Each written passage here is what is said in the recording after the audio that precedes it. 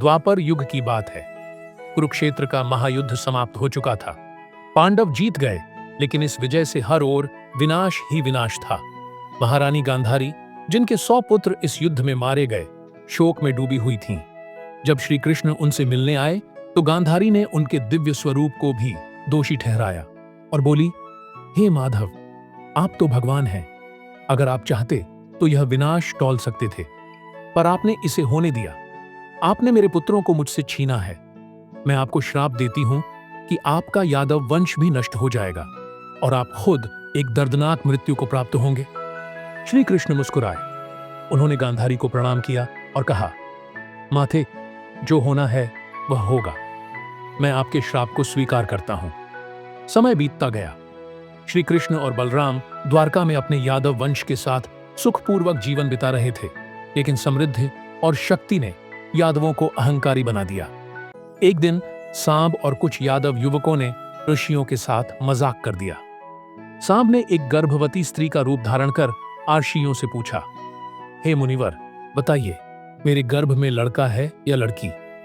ऋषि क्रोधित हो गए। उन्होंने श्राप दिया, यह कोई बच्चा नहीं, लोहे का एक टुकड़ा होगा जो तुम्हारे यादव वंश का सर्वनाश करेगा। श्राप सच हुआ। सांब ने लोहे के टुकड़े को जन्म दिया। यादवों ने उसे पीसकर समुद्र में फेंक दिया, लेकिन किस्मत अपना खेल खेल चुकी थी। लोहे के पाउडर से समुद्र किनारे तीखी सरकंडे उग गए और लोहे का एक टुकड़ा बच गया। कुछ समय बाद यादवों ने एक उत्सव मनाने का निर्णय लिया।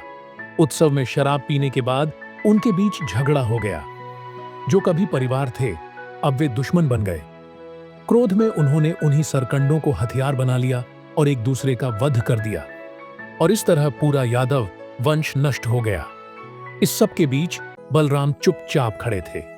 उन्होंने सब कुछ देखा, लेकिन उनकी आंखों में कोई क्रोध नहीं, बल्कि गहरी उदासी थी। वे समझ गए थे कि अब उनकी लीला का अंत निकट है। यदुवंश के विनाश के बाद बलराम सागर तट पर चले गए। वहां एक शांत स्थान पर एक पेड़ के नीचे बैठकर उन्होंने ध्यान लगाना शुरू किया। उनकी सांसें धीमी हो रही थीं, लेकिन उनका चेहरा दिव्य तेज से चमक रहा था। और तभी कुछ अद्भुत हुआ। बलराम के शरीर से एक विशाल सफेद नाग प्रकट हुआ। वह कोई साधारण नाग नहीं था, बल्कि स्वयं शेषनाग थे, जो बलराम के असली स्वरूप का प्रतीक थे। वह नाग धीरे धीरे समुद्र की ओर बढ़ा और उसकी लहरों में समा गया।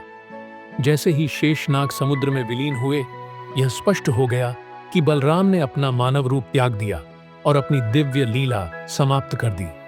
वह अपने असली स्वरूप में लौटकर भगवान विष्णु के पास वैकुंठ चले गए।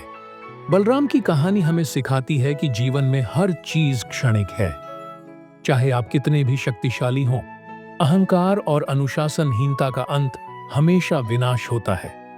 अगर आपको यह कहानी पसंद आई है तो प्लीज कमेंट में जय श्री शेषनाग जी जरूर लिख दीजिए।